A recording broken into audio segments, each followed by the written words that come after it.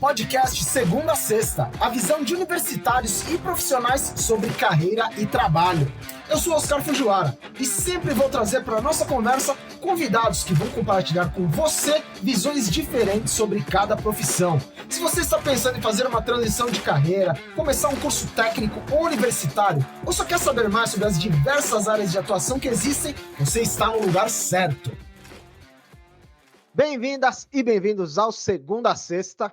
Aqui no podcast a gente já publicou episódios sobre diversas engenharias e como a variedade de opções nessa área é super vasta, sempre vai ter uma engenharia diferente para você conhecer aqui. Hoje chegou a vez de trocar uma ideia sobre engenharia de materiais. Quem está aqui comigo é o Lucas Lopes, que é engenheiro de materiais, e a Bianca Costa, que está no 7º semestre do curso de engenharia de materiais. Bem-vindo, Lucas. Conta aí pra gente por que você escolheu o curso de engenharia de materiais e um pouco da sua trajetória profissional desde então. Olá, Oscar. Obrigado pelo convite. É um prazer estar aqui falando com vocês. Minha história com engenharia de materiais ela começou no colégio. Eu fui bastante influenciado por um professor que me apresentou o curso, que eu não conhecia na época, né? Estava ali em 2007, né? Ainda pré-vestibular, ainda com o guia do estudante, né? Não sei, o nosso público aqui se vai lembrar da revista que a gente comprava nas bancas, né? Para ver os cursos disponíveis e as universidades ali onde a gente ia prestar o vestibular. E eu gostava muito de química e física, né? No colégio. Então eu sempre tive muita facilidade com essas matérias e química orgânica me apaixonava um pouco assim. E foi por isso que eu escolhi o curso de engenharia de materiais na UFABC. Bem no final, ali, né, nos últimos anos ali da graduação, eu prestei um estágio e entrei na Braskem, é uma empresa do setor petroquímico aqui, né, uma multinacional brasileira, né, e ao entrar no estágio, né, trabalhava com prospecção de tecnologias e fui efetivado. Passei 7 anos na Braskem, trabalhando com prospecção de tecnologias, inovação, gestão de conhecimento, e saí da Braskem em 2021 para a Falconi, consultoria, com gestão de conhecimento e gestão de inovação também. Passei 1 ano e meio na Falconi e, saindo da Falconi, eu recentemente entrei na Raízen e hoje sou responsável ali pela gestão da inovação em transição energética. Eu, como engenheiro de materiais, atuei pouco diretamente com engenharia de materiais de fato na minha jornada profissional. Mas a engenharia de materiais me ajudou a fazer interlocuções entre as áreas técnicas e corporativas que outras profissões, vamos dizer assim, que outro conjunto de conhecimentos não faria. Eu conseguia transitar muito bem entre as áreas técnicas e as áreas de negócio, fazendo essa interlocução, a tradução do que a área técnica estava dizendo lá, né? A molécula do polietileno, não sei o que vai dar propriedade X, e o negócio pensando assim, como é que eu vou deslocar mercado aqui dessa aplicação com esse novo produto? Acho que o engenheiro de materiais também consegue atuar bem nessas interfaces. E você, Bianca, como você chegou no curso de engenharia de materiais? Eu cheguei ao curso de engenharia de materiais porque eu estava perdida no que eu ia fazer. Desde pequena eu sempre quis fazer medicina e eu queria ser pediatra. Assim, eu achava que a medicina era linda, que você ia cuidar do neném, dar remédio para ele e pronto. E aí eu tive um professor de biologia que começou a levar vídeos de casos reais e mostrar o que a gente iria encontrar. Aí eu falei, não é para mim. No 2º ano do ensino médio eu desisti. E aí no 3º ano foi aquela correria, do que eu faço agora? E aí eu pensei muito na engenharia aeronáutica, porque eu sempre gostei muito de avião. Mas o meu amor pela medicina nunca se extinguiu totalmente. E aí eu fiquei perdida e achei o bacharelado em ciência e tecnologia, que ele é interdisciplinar, então eu poderia atuar depois em qualquer área e me encontrar durante esses 3 anos de graduação. Porém, no 1º semestre eu encontrei engenharia de materiais, que é um curso específico lá da Unifesp, onde eu estudo. E hoje eu sei que com a engenharia de materiais eu consigo trabalhar numa empresa que produz aplicações médicas Então, eu posso ainda unir essa vontade de ajudar o outro e salvar a vida do outro sem atuar de fato ali, né? Mas preparando um material que vai usar, um biomaterial para melhorar a qualidade de vida. Ou eu posso ir para a área de aeronáutica, aeroespacial. E aí eu comecei a fazer iniciação científica também, no começo da minha graduação, mas não foi voltada para engenharia de materiais, de fato, a minha primeira. Foi voltada para a área de educação.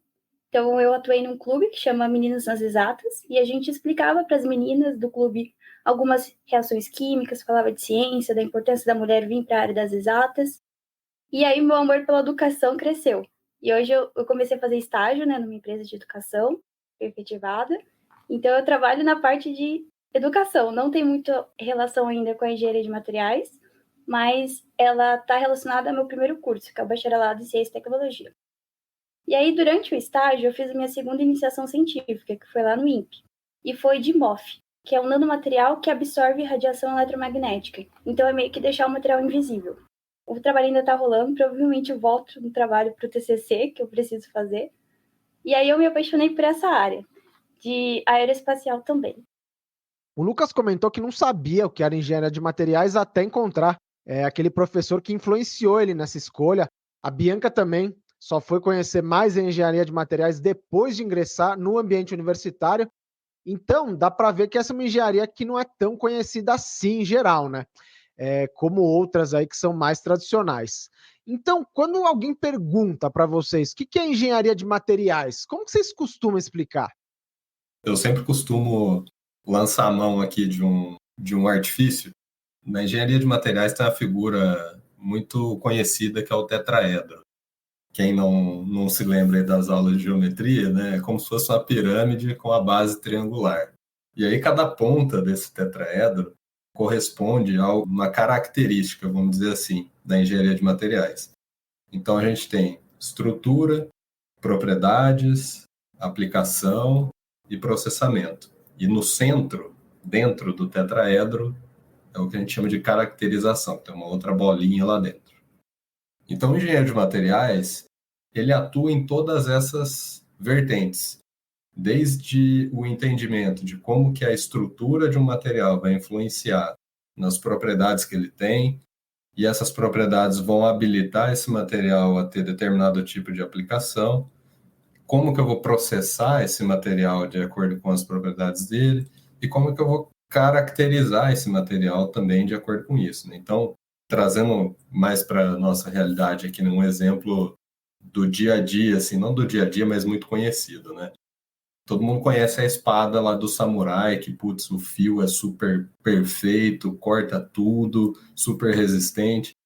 Por que ele tem essas propriedades, né? Porque a estrutura do aço, ela tem um formato por conta do processamento que foi feito ali de têmpera do aço. Então, os samurais fazem lá uma têmpera do aço, que é resfriar o aço ali do fio da espada muito rapidamente. Isso dá características ao aço de propriedades de alta resistência, de um corte muito afiado, e isso direciona para a aplicação de espadas. Eu costumo fazer essa brincadeira, né, para entender assim, a importância de todos esses vértices do nosso tetraedro, que todos estão conectados entre si, e o engenheiro de materiais tem que olhar para tudo isso. A depender do ramo, né, de trabalho ali que ele está atuando, puxado mais ou menos para um desses vértices. Aí vocês podem pensar, mas já criaram os materiais, já tenho tudo que eu preciso. Já tenho o tijolo da minha casa, já tenho os materiais para o meu celular. Então, o que o engenheiro de materiais entra aí no processo? Ele entra na melhoria. Então, a gente vai entender, existe algum novo material que ninguém sabe que pode substituir aquele lá? Ou existe algum processo que a gente possa melhorar? Ou, o que a gente pode mudar aqui para deixar o alumínio mais leve? Será que tem alguma coisa no diagrama de fases? Vocês vão ver muito diagramas de fases. Que a gente pode alterar a composição desse material e obter propriedades melhores. Então, no caso do avião, por exemplo, a gente quer que o avião seja leve para ele gastar menos combustível. E aí emitir menos CO2, já indo para o viés de sustentabilidade. Então, o engenheiro de materiais ele vai atuar em todo esse processo. Não é fazer de fato sozinho, mas ajudar a melhorar o que já tem e produzir novos materiais. A engenharia de materiais tem algumas vertentes. São 3 vertentes clássicas, né? materiais metálicos, materiais cerâmicos e materiais poliméricos. Hoje em dia existem outras, né? A Bianca comentou, biomateriais, materiais avançados, nanomateriais, uma gama grande aí de aplicações, né? E tipos de materiais diferentes para quem está começando a jornada aí dos estudos, né? Olha, e puxando sardinha aqui para a Unifesp, também para o FABC, a gente tem uma formação ampla. Então, a gente passa por todas essas áreas, polímeros, cerâmicos e os metais. E aí a gente pode escolher disciplina para poder ir se aprofundando. Porém, existem alguns cursos que já é específico, é engenheiro de materiais, cerâmico, assim, focado. Então, tem umas certas diferenças que são interessantes na hora de você escolher também onde você vai cursar a engenharia de materiais. Agora vamos falar um pouco aí sobre o curso em si, né? Como que foi a experiência para vocês? Como que o curso foi evoluindo conforme vocês foram passando os semestres? Com quais matérias vocês se identificaram mais? Quais foram as matérias mais difíceis também, né? Conta aí como foi. Por incrível que pareça, eu sou uma pessoa que gosta de exatas, mas não gosta muito de matemática, né? Então, eu sofri com matemática no início do bacharelado. E as matérias de química e física eu gostava mais. Dentro do bacharelado tem o ciclo básico, né, os cálculos 1, 2 e 3. Eu lembro que no início foi muito difícil para mim. Eu tomei pau em matéria, eu tive dificuldade, eu precisei mudar a minha forma de lidar com os estudos, porque no colégio tinha facilidade ali para as matérias, não precisava estudar muito, chegou na faculdade, cara, é outro mundo, assim, acorda filhão e senta a bunda na cadeira ali e estuda, né? Então, assim, é dedicação mesmo a fundo. Quando eu tive essa virada de chave, né, e aí eu comecei a me apaixonar mais pelo curso. E aí, assim, o desempenho melhorou 200%, né? Eu passei a me dedicar ainda mais às matérias da engenharia de materiais e direcionar a minha formação para a área de polímeros, que era a área de atuação onde eu tinha maior interesse e o que o meu professor tinha me vendido lá atrás, né, o que tinha afinidade, foi onde eu fiz minha iniciação científica também. Eu tenho uma professora da parte de metalurgia que ela brinca que a gente tem os nossos grandes amigos. E a maioria é químico e físico. Precisa conhecer porque vai ter várias equações. Vai ter química orgânica, química inorgânica, mas a química vai estar em todas as matérias.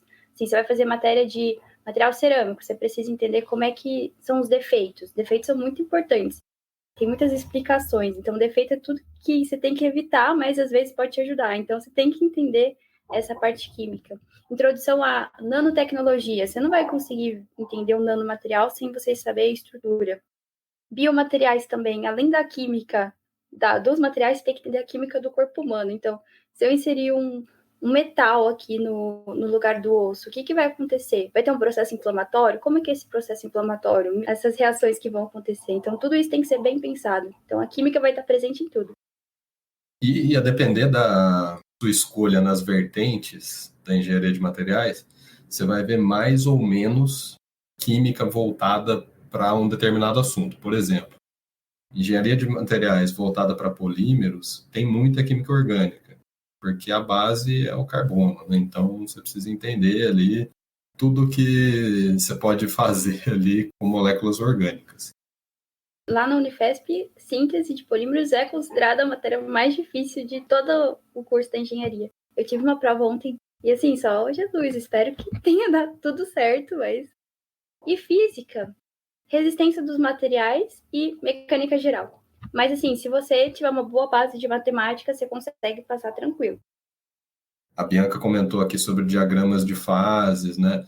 Tem uma parte muito forte, assim, teórica, de termodinâmica na engenharia de materiais que é super importante, assim, desde termodinâmica clássica até termodinâmica estatística, entrando na física quântica, né? A gente passeia um pouco por esses assuntos. E quais são as atividades que um profissional de engenharia de materiais pode executar no dia a dia? Como que é aplicado esse conhecimento aí que vocês contaram, né, na prática?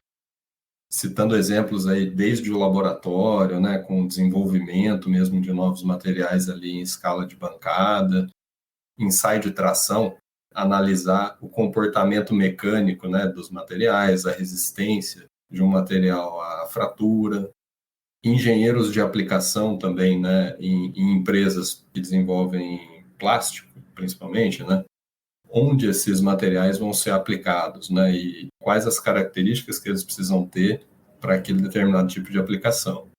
O polietileno, por exemplo, que é um material polimérico, a depender do processo de fabricação, você pode aplicá-lo para filmes, né, sacolinha plástica, enfim, até para tanques, bombonas, para produtos químicos.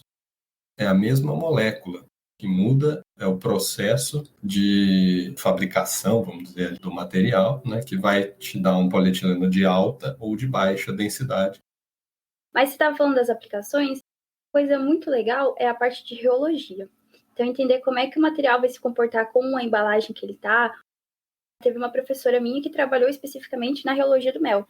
Então, para pegar lá e virar o mel e dar para o cliente final uma experiência boa, ou ketchup, você não quer pegar um ketchup e virar assim e já cair tudo no seu lanche. Você quer que você aplique uma força e ele vá homogeneamente lá, forma uma camadinha. Então, tudo isso o engenheiro de materiais pode atuar.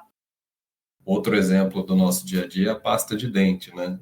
Você cortar um tubo de pasta de dente, ela vai estar sólida lá dentro, né? Mas quando você aperta a pasta de dente para botar na escova, né, ela muda a viscosidade a hora que você aplica aquela tensão ali, né? Então, ela passa de um estado elástico para um estado viscoso, a gente chama, né, na engenharia de materiais. Isso é fantástico, né? Só acontece porque a estrutura do material é de um jeito que confere essas propriedades, né? Então, assim, eu me empolgo aqui quando eu começo a falar de engenharia de materiais desse nível de detalhe, assim, porque são coisas que a gente vê no dia a dia, né? E que a gente consegue tocar ali, né? Enxergar, ver ali, né? E sentir e falar, putz, é assim que funciona, né? Depois que você entende, né?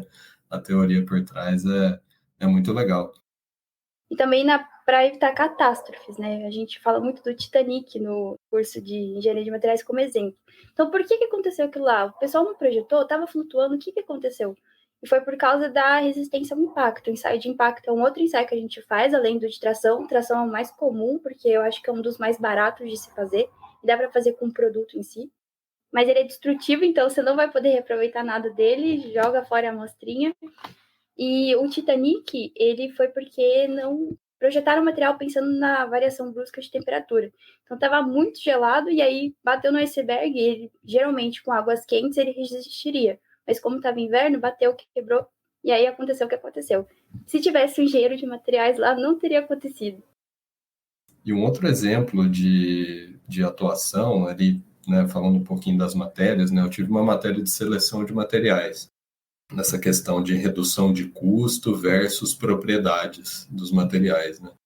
Ela ajuda a gente a definir melhor, a escolher materiais, selecionar materiais de acordo com os objetivos desejados. E muitas vezes são objetivos conflitantes. Por exemplo, você querer reduzir custo, mas manter a resistência do material. Uma forma de reduzir custo é você reduzir espessura, por exemplo. Mas se eu reduzir espessura, eu vou ter um conflito ali com a resistência mecânica, porque meu material não vai aguentar, né, a mesma carga. Outra forma de atuação, né, e aí falando um pouquinho dessa matéria de seleção de materiais, é isso, né, você conseguir comparar propriedades de materiais diferentes, escolher entre eles qual é aquele que vai atender aos objetivos desejados e lidar com essa questão de objetivos conflitantes, né? Então, densidade, preço, resistência versus condutividade elétrica. Tem um software, então você coloca lá o que você quer e o software te mostra o melhor material. Então, você não precisa se preocupar em, meu Deus, tem muito material, como é que eu escolho? Tem ferramentas hoje que os nossos amigos aí da computação fazem pra gente e aí a gente consegue escolher com maior facilidade. Já deu para perceber bem aí que a engenharia de materiais tem muita ligação com a pesquisa, né? De analisar os materiais, ver como eles se comportam, testar bastante. É isso mesmo? É muito mais essa parte aí de laboratório, pesquisa, do que aquela coisa de chão de fábrica, por exemplo? Eu diria que é 90% pesquisa de quem atua de fato com a engenharia de materiais, os outros 10% é que vai para outras áreas. Então, vai para a área do comercial, vai para a área administrativa. Sim, diria assim, de forma mais genérica, né? Toda aplicação ali que ainda não é comercial, que está em escala ali de bancada de laboratório, é pesquisa na veia, né? E engenharia de materiais ali para desenvolver. Você precisa entender qual é a microestrutura desse material. A gente vê muita microestrutura, então eu preciso testar, eu preciso ter certeza que esse produto vai ter o desempenho correto antes dele ir para a parte da produção de fato. Então a pesquisa está 100% ligada à engenharia de materiais. Então você tem que pensar no todo, desde a concepção do produto até como é que a pessoa vai usar.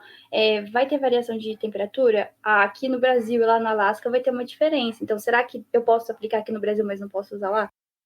E levando em conta o que vocês acabaram de dizer, qual que é a importância da faculdade oferecer uma estrutura boa de laboratórios para os alunos? Pensando, né, que esse tipo de ambiente vai fazer parte aí do dia a dia de grande parte dos profissionais depois de formados.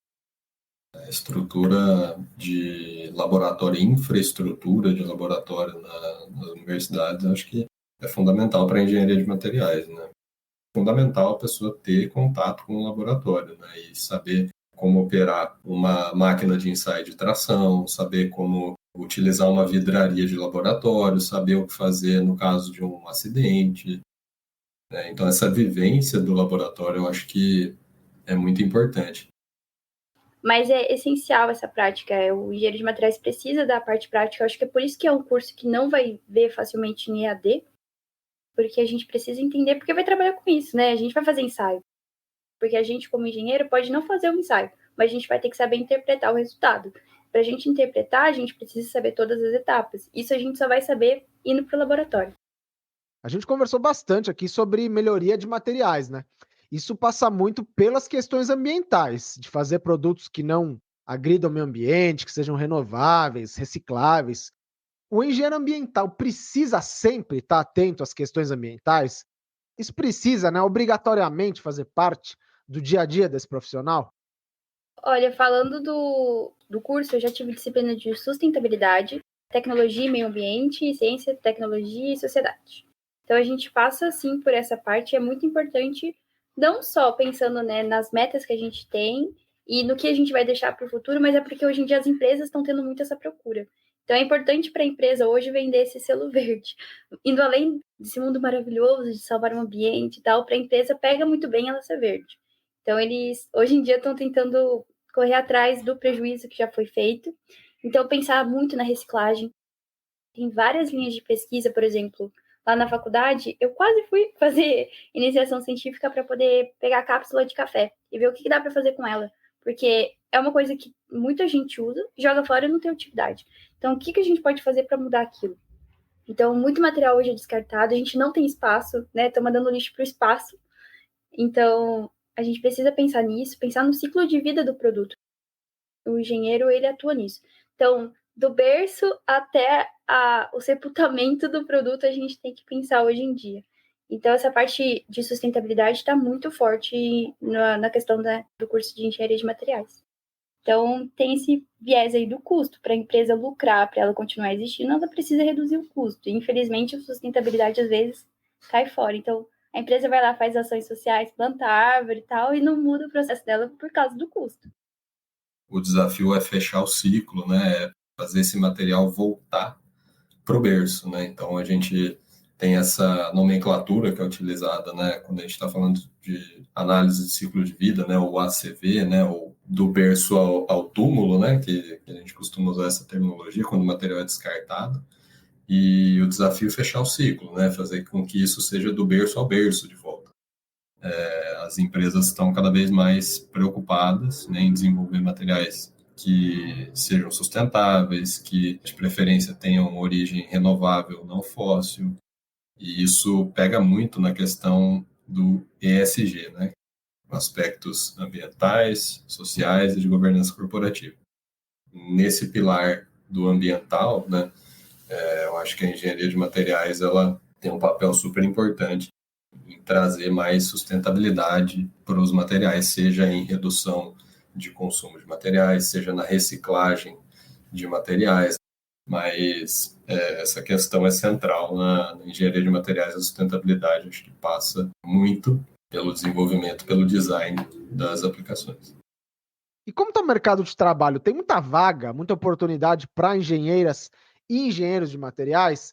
Daí, falando de vagas para profissionais formados e vagas de estágio também, né, no caso. Eu vejo que tem bastante oportunidade para engenheiros de materiais aí no mercado. As grandes empresas, né, dos setores aí da indústria, próprio setor alimentício, também metais, cerâmicos, assim, é característico, né, de contratar muitos engenheiros de materiais. Setor petroquímico, óleo e gás, energia. O engenheiro de materiais eu acho que é um profissional muito versátil. Ele pode atuar em muitos setores da economia. E mesmo em funções corporativas, né? Tem bastante oportunidade, sim. Mas eu vejo muitas oportunidades, assim, das empresas de aço.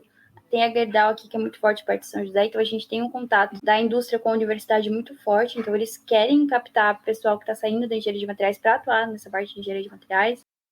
Tem empresa aeronáutica, a própria Embraer, a gente fez uma visita técnica muito bacana com eles, e eles falaram, tem um departamento lá que é de engenharia de materiais, então pensando nessa parte de ligas aeronáuticas. Tem muita gente que eu vejo que consegue estágio com facilidade, mas eu acho que é muita pessoa saber se vender também. Isso a gente não aprende na faculdade, infelizmente, mas tem empresa júnior que te ajuda nisso. Todos hoje em dia têm que fazer teste de lógica, teste de inglês. Inglês também é outro ponto muito importante. É raro ter norma técnica traduzida, então você precisa fortalecer o seu inglês. Na entrevista eles vão fazer provavelmente teste de inglês. Tem entrevista que conversa em inglês, né? Se você está num processo seletivo de uma empresa petroquímica, conheça o processo petroquímico, né? O que essa empresa faz, da onde sai, para onde vai. Uma empresa de metalurgia, uma siderúrgica, conheça os processos siderúrgicos. Então, acho que isso também ajuda muito na hora de se destacar nos processos aí seletivos. Não é que você precisa saber tudo para poder entrar no estágio, né? O objetivo do estágio é você se desenvolver naquilo, mas é importante saber pelo menos o básico. A pessoa teve a iniciativa de pesquisar mais sobre o que eu faço. Isso já ganha muito o entrevistador na hora. Testa no começo da sua graduação várias áreas do estágio. Os metais, os polímeros, os cerâmicos, para você entender o que você realmente gosta. E tenta estudar aquilo lá bem, para você chegar no processo seletivo deles da parte específica e saber. E qual tipo de habilidade o estudante de engenharia de materiais precisa desenvolver fora da sala de aula? Na opinião de vocês, né? Que pode fazer a diferença numa entrevista de emprego, que pode ajudar na busca por uma oportunidade melhor no mercado de trabalho? Power BI. Diria, hoje em dia tudo pede Power BI, então se você puder fortalecer os básicos, né, o Excel, o Word, PowerPoint, você vai ter que escrever relatório, você vai ter que apresentar a ideia do produto, ou seja para o cliente final, seja para o seu chefe. Se souber outras línguas também, espanhol, tem cursos gratuitos, então não precisa ser um curso longo, pode ser um curso de pequena duração, mas que já vai fazer um grande diferencial. E sempre ficar atualizado aí nessas questões de tecnologia que possam surgir. Então, hoje em dia se fala muito do chat GPT. Será que o chat GPT hoje conseguiria ajudar o engenheiro de materiais? Será que tem alguma empresa que já está usando? Então, se atualizar sempre. Tangenciando ali, né, o Power BI, né, essa questão de Data Analytics, eu acho que é uma competência importante, visto o avanço tecnológico que a gente está tendo. Linguagem Python, todas essas novas tecnologias que estão surgindo, é legal estar antenado. Pelo menos saber do que se trata ali, para não ser pego de surpresa. E aí eu acho que, além dessas habilidades técnicas, que a gente chama de soft skills, né, que eu acho que é a comunicação, né, saber se comunicar bem, ter um pensamento sistêmico, pensamento crítico, né, perguntar os porquês, né, assim, acho que é uma característica importante para quem está começando aí na jornada profissional. E para fechar, né, gente, vocês deram vários conselhos aí, mas resumindo, que conselhos vocês dariam para quem está pensando em entrar no curso de engenharia de materiais? da faculdade, procura um veterano. Ele vai ter prova antiga, vai ter lista, vai te ajudar. Estuda química orgânica para não ter nenhum empecilho aí durante a graduação. Mas, brincadeiras à parte da engenharia de materiais, seja aberto a novas tecnologias e mudanças. Assim, não é um curso engessado que você vai entrar fazendo uma conta numa planilha e vai ser sempre isso. Não. Vai mudar tudo. Você vai estar lá no meio do laboratório fazendo uma síntese, vai dar errado, depois só vai ver lá no final. Ou você vai fazer um ensaio no metal. E aí você vai ter que lixar esse metal, depois polir. Vai dar errado, e você vai ter que voltar tudo do início. Então tenha paciência, não se desespere no processo. E no fim dá tudo certo. Mas seja aberto a mudanças e fique atento às novas tecnologias e veja como elas podem te ajudar. Então, fica antenado, que eu acho que essa é a principal dica aí para quem vai cursar engenharia de materiais ou já está cursando também, né? Acho que para as pessoas que gostam, né, das exatas, é um curso que é bem bacana. Pessoal que gosta de química, que gosta de física, que gosta de fazer associações, correlacionar propriedade com estrutura, com aplicação. Mas por que é assim? Por que eu uso aqui? Porque a propriedade é assim, que a estrutura é assado. Para quem gosta, né, de investigar as coisas, né, eu acho que a engenharia de materiais é uma baita escolha aí de curso de graduação. Ao longo do curso a gente vai descobrindo coisas novas, tem que estar aberto às novas tecnologias que estão nos atropelando aqui, né? E seguir em frente, né? Não desanimar, ser resiliente, e é isso. Lucas, Bianca, muito obrigado pelo bate-papo. A partir de hoje, engenharia de materiais não vai ser mais um mistério para mais ninguém, porque tudo que vocês compartilharam aqui vai esclarecer muitas dúvidas de muita gente, com certeza. Muito obrigado para você que acompanhou a conversa e aproveita para seguir a gente no Instagram também, segunda a sexta podcast. Semana que vem a gente se reencontra aqui porque tem mais episódio novo chegando, beleza? Um grande abraço e até a próxima! Esse foi o podcast Segunda a Sexta, a visão de universitários e profissionais sobre carreira e trabalho.